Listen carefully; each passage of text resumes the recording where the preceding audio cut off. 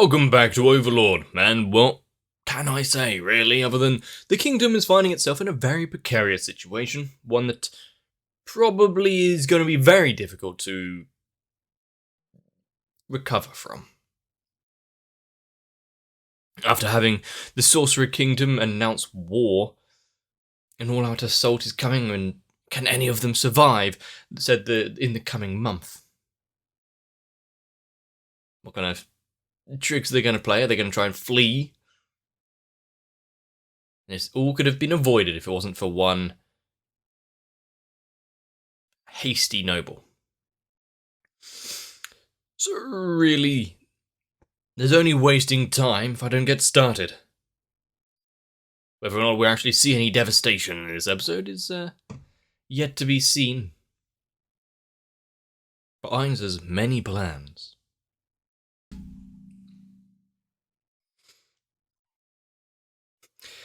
Being able to actually see what it is that went up against you. And it's good that they were also transfixed on the mirror there. They didn't see Ainz's almost lapse in his facade.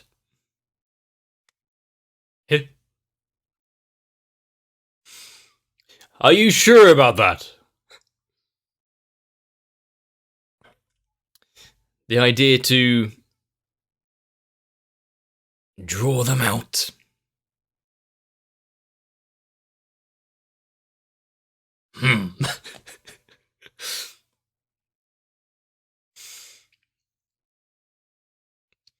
And they're not exactly unknown to their network of information.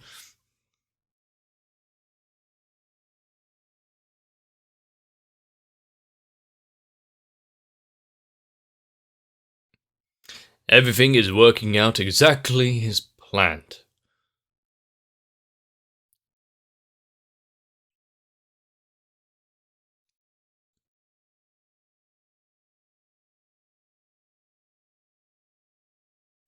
Almost gave in to old ways and Demiurge's ideals.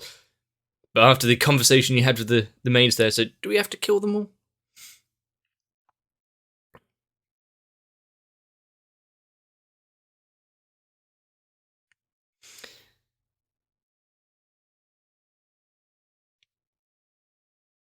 Just a all-out response there. Just go marching in. There's no need to err on the side of danger.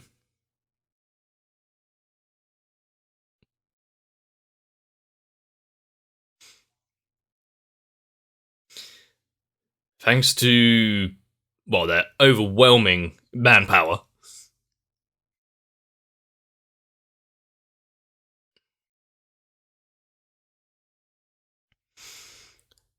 And also, if there's other nations that are looking into this, root of the kingdom, root of the empire. The carrot and the stick might be quite effective. Do you want war with the Sorcerer Kingdom? Or just become a vassal state? Seems... Oh, and maintain quite a lot of autonomy, it seems. We haven't seen much of the Empire since, so they've lost interest now they've become vassals. As long as they're not going against them.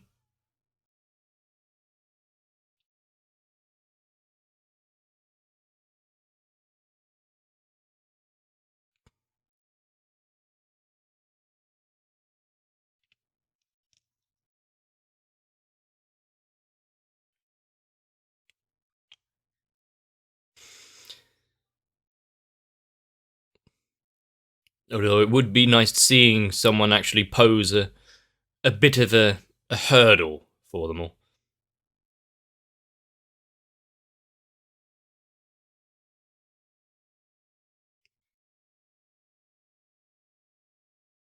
There will be... just making things difficult.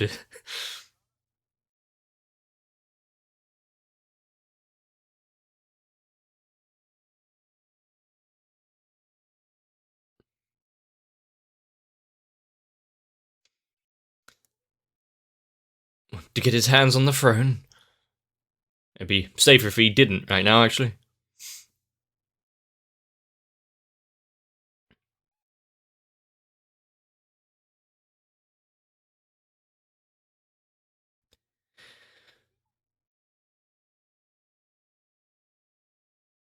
Is the time for negotiations over?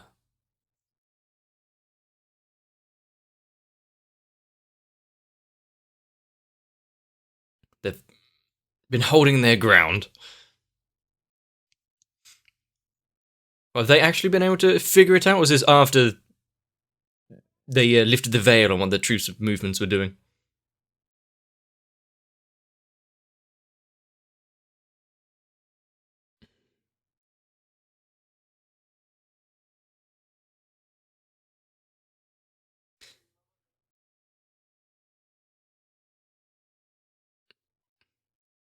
Well, superior strategy and magic. Ah, and traitors amongst you mixed.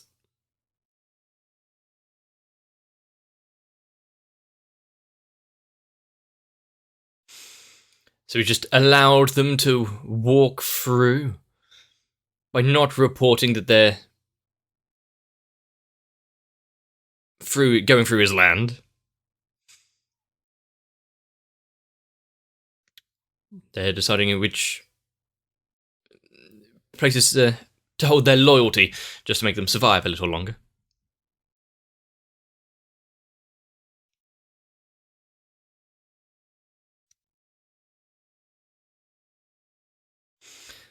More than likely not.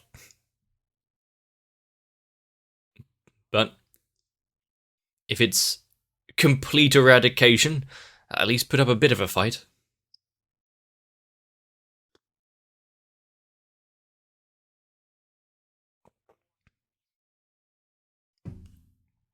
Rile up the populace, see if you can get them that propaganda machine running, although in this case they wouldn't exactly have to try very hard.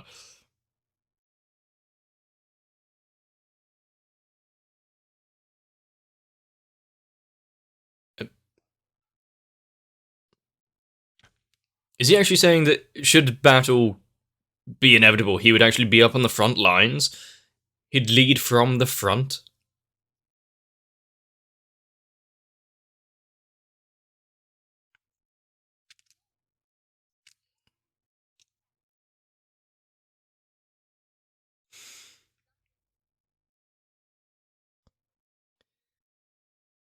Because she's not keen on taking the request? Ah, she's trying to avoid people. Understandable. Understandable.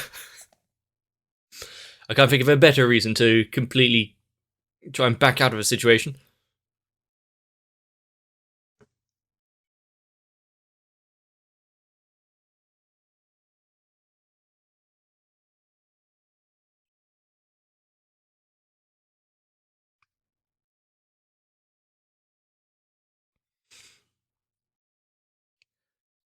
And how's it going to go down meeting a relative? They're going to be... She is so hesitant. What were those sounds? Makes most people grimace. Okay. And with that laughter that we heard from inside... I see.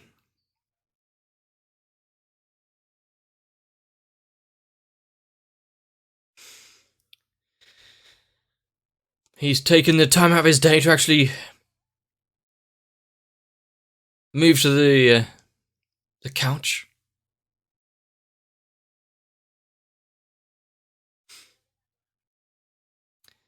I would suggest you listen. Well, actually, that works as well.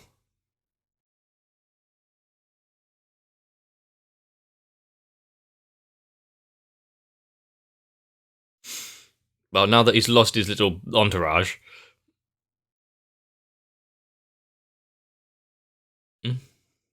Without needing a fight or anything.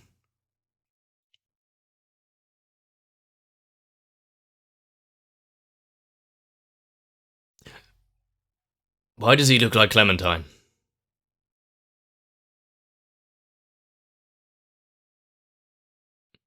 That's an axe.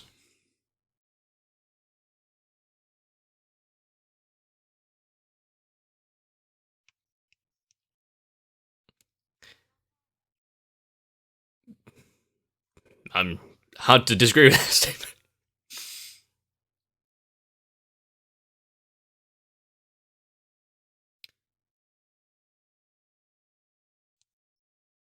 And since they'll be somewhat in a what, trying to help each other out at the minute?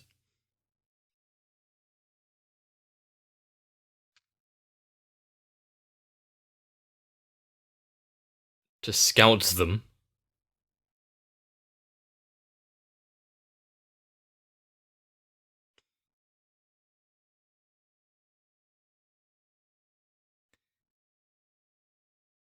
Oh, they had an extra member there.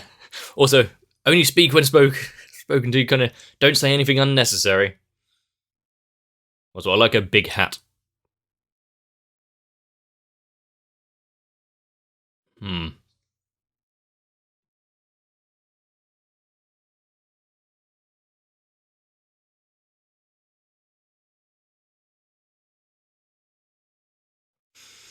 Possibly even stronger. Naming. Oh. I was going to say naming no one in particular, but actually naming them quite abruptly.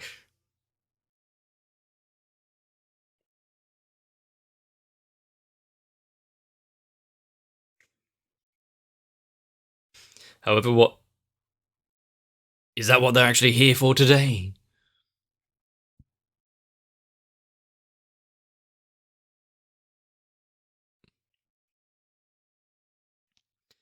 Through their own sacrifice, securing the future of humanity.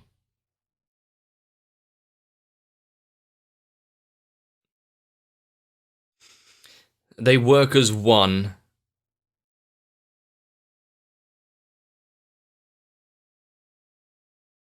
That was a brief meeting, wasn't it?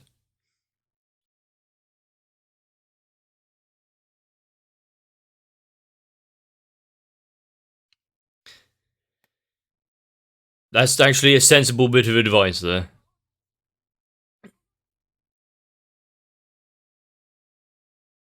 Is he going to Scarpa before the battle actually begins?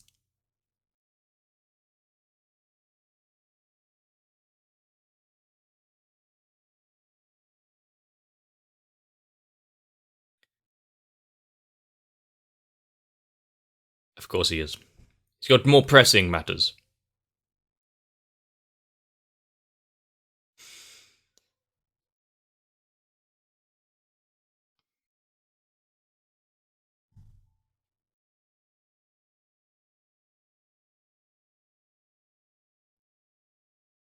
Ah. Is it a representative or the acting king himself? And coming alone.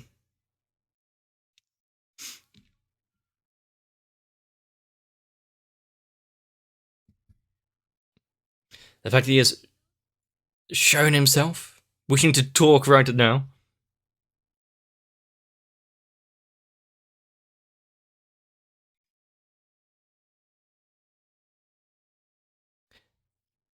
True.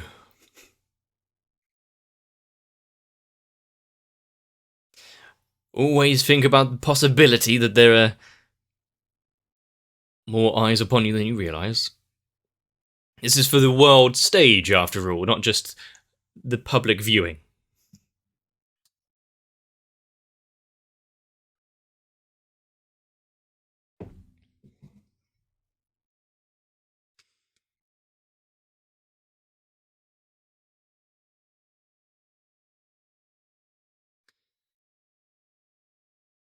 And it's so nice to have a casual. Just pulls out a table. The proper way to hold a little bit of delegations before any big event.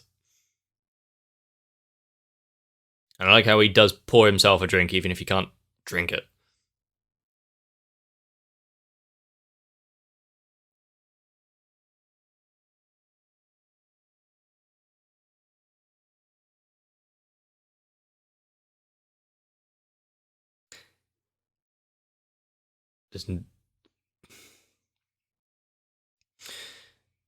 Surrendering them, they don't actually gain too much from it. They'll gain more through the fear that they instill into other nations.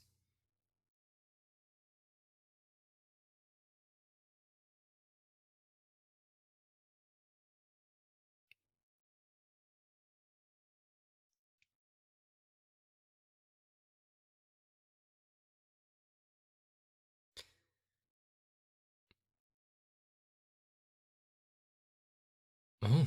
Rather than just calling him out saying that's bullshit, there are better ways to raise the name.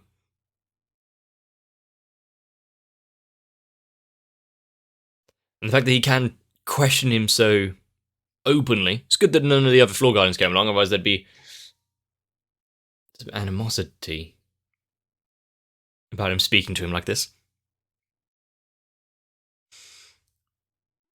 And it would draw them out if they were able to hear of it.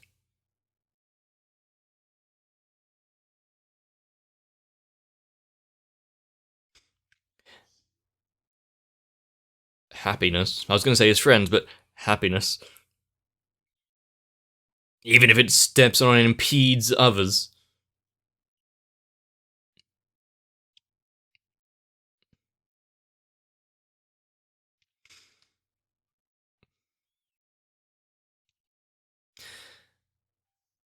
It's kind of fair in a way of thinking about it, because you would generally care more about those that you hold dear, family and friends, over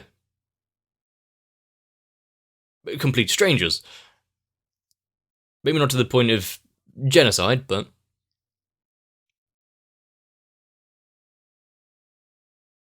he's trying every aspect to try and bring either a little bit more time, or just trying to be the savior of his kingdom.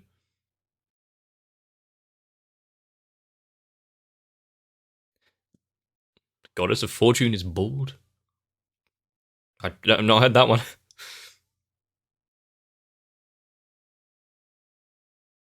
Still trying to hold a little bit of decorum, even in the face of a meeting like this.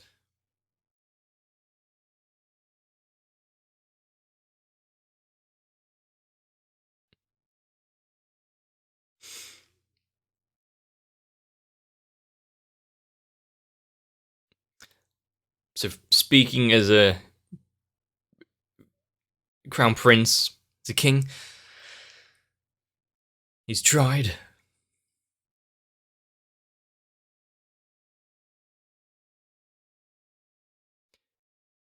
Ah.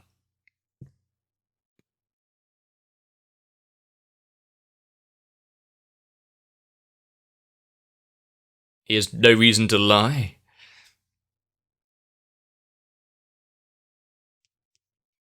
Within the kingdom's boundaries, at least. The sword won't be damaged, and that guy will be relatively okay, at least from the first initial wave.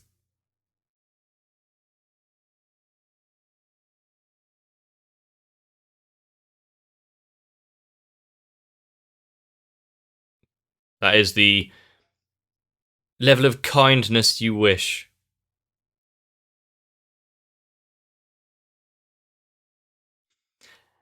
And the fact that he can face basically his damnation and doom head on.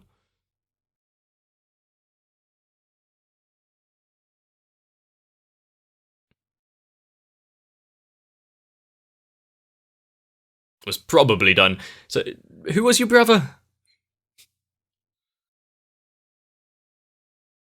Does he even remember? At least a little bit of peace of mind and possibly closure this time. To be fair, he has come such a way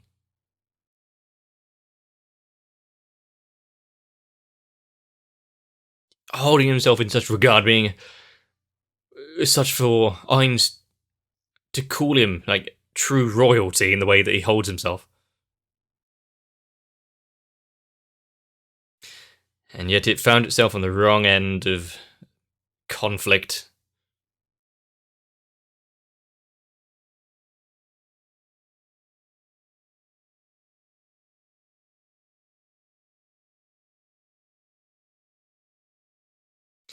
Well, that's probably not the best thing to tell them while they're all pissing themselves outside. And we had drinks, sat down around the table. It's quite nice.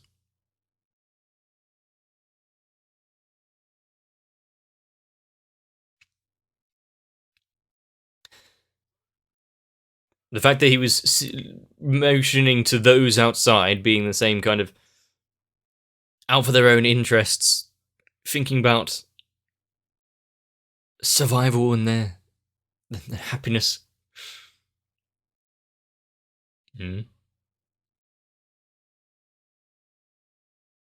Well, fuck.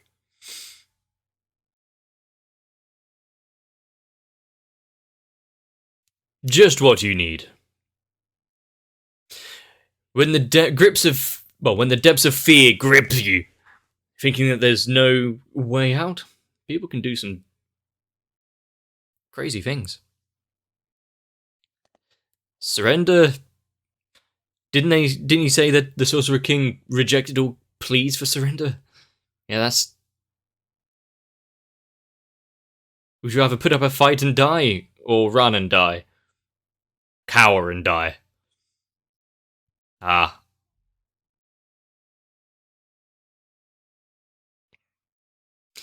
Well, maybe they should have taken Albedo's proposals and switched sides ages ago.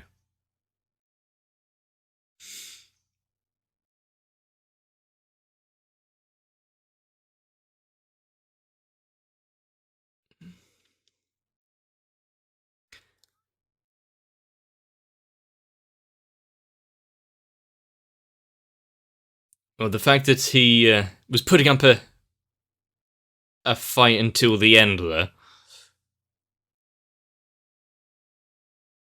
Some nobles.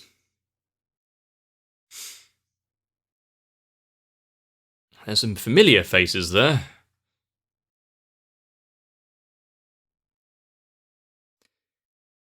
And how will this gift go down? With respect. That's how he held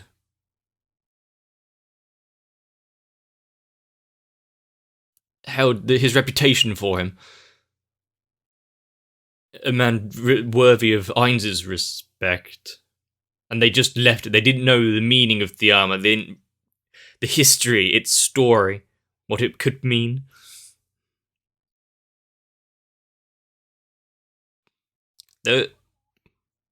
There was not the warmth of gratitude in his voice.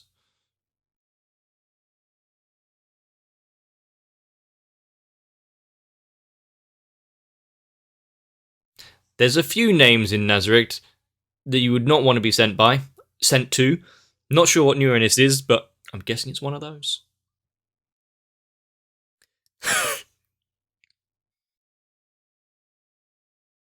Unless they beg for it. So in the way of trying to save their lives, they've doomed them further.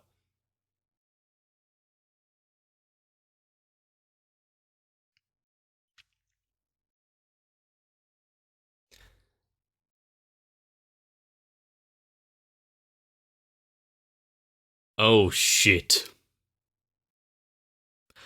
I've lost interest.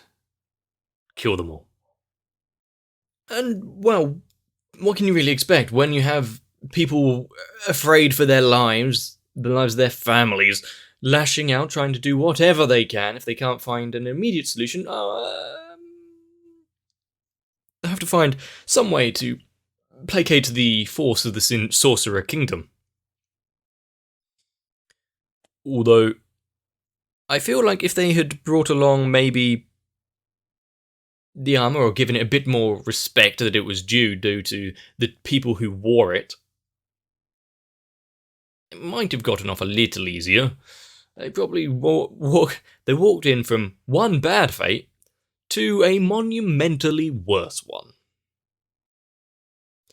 Would you rather die relatively quickly because, well, the Sorcerer Kingdom is gonna murder you all, but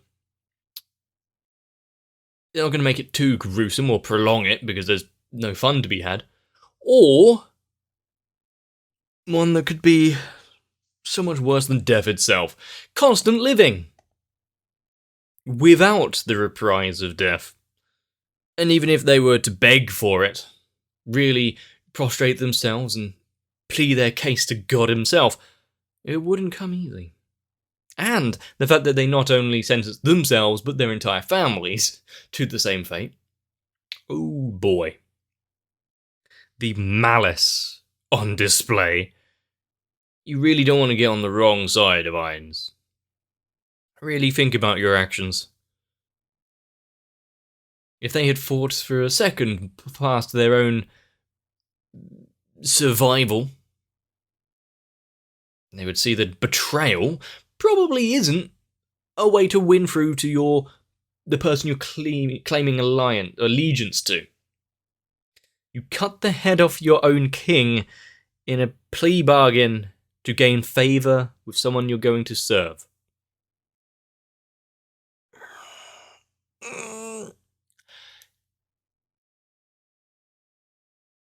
No, even I can't work out the IQ needed for that play.